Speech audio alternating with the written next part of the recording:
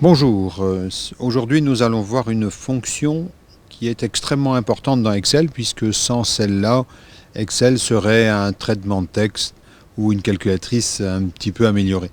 En effet, ça va nous permettre, en fonction de situations différentes, d'apporter une réponse différente à une question.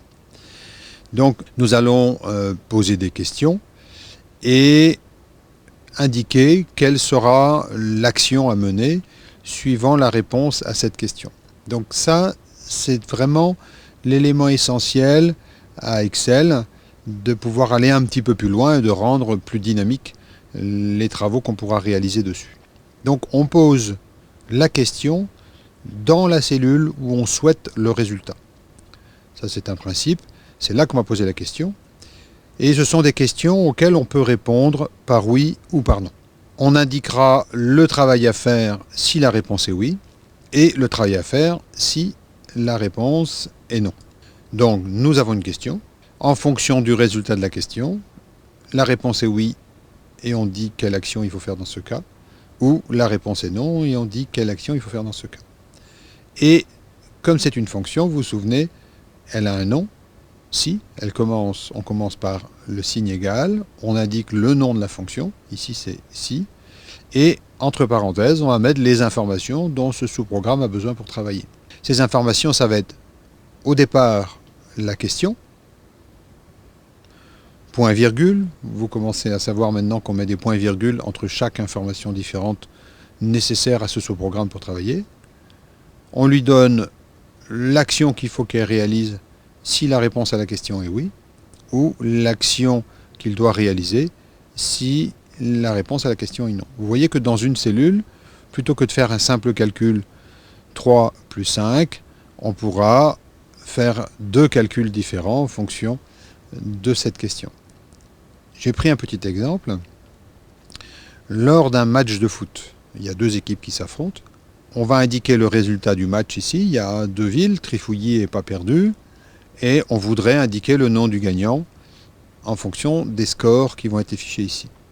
Alors si je mets par exemple 3 pour Trifouilly, 2 les Pas Perdus, j'aimerais que s'affiche ici Trifouilly.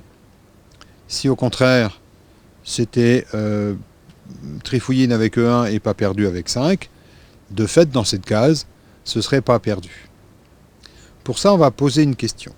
Donc une fonction si égale si, on ouvre la parenthèse et on pose la question. Ce que Excel appelle le test logique. Alors il va y avoir des formes pour poser les questions que Excel reconnaît bien et puis des fois moins bien. On va voir tout de suite quelques cas comme ça. Par exemple, ici c'est assez simple. Si Trifouilly, donc le résultat qui est dans la colonne D23, est supérieur au résultat qui est dans la case cellule D24, dans ce cas-là. Ça veut dire que si c'est Trifouilly qui a gagné, eh ben on va faire quoi? On va indiquer le nom de Trifouilly. Ça, c'est la réponse. Si la réponse à ma question est vraie, c'est l'action qu'on va réaliser. Si au contraire, la réponse est non, c'est-à-dire que Trifouilly est plus petit que Pas Perdu, dans ce cas-là, on mettra Pas Perdu. Et on ferme la parenthèse. Donc nous avons la question, est-ce que le résultat qui est ici est supérieur au résultat qui est là? Si c'est oui, on a la réponse, si c'est oui, on va mettre Trifouilly. Si c'est non, on va mettre Pas Perdu. Comme j'ai déjà indiqué dans les tutos précédents, il est préférable de ne jamais mettre d'informations brutes dans les fonctions. Il est toujours préférable de faire référence à des zones de saisie pour éviter de devoir revenir dans des formules, des fonctions un peu compliquées parfois, pour venir changer les choses. Il est préférable de changer les informations sources. Si je fais entrer, eh ben, je vois que c'est bien Pas Perdu qui est affiché, puisque la question et la réponse étaient non. Si au contraire, Trifouilly a gagné, vous voyez que ça change. Et donc ça rend tout à fait dynamique la feuille Excel. Comment poser les questions? Il y a des multitudes de façons de poser des questions. On va petit à petit, dans les tutos suivants, voir quelques cas particuliers pour pouvoir un peu s'habituer à cette façon de poser des questions chez Excel. Certaines façons de faire que vous auriez tendance à vouloir faire, Excel ne les comprend pas. Dernière petite chose, les actions, c'est pas simplement une action simple comme on vient de faire là, mais ça peut être une action qui entraîne un autre circuit de questions. C'est-à-dire qu'on va pouvoir imbriquer des questions les unes dans les autres.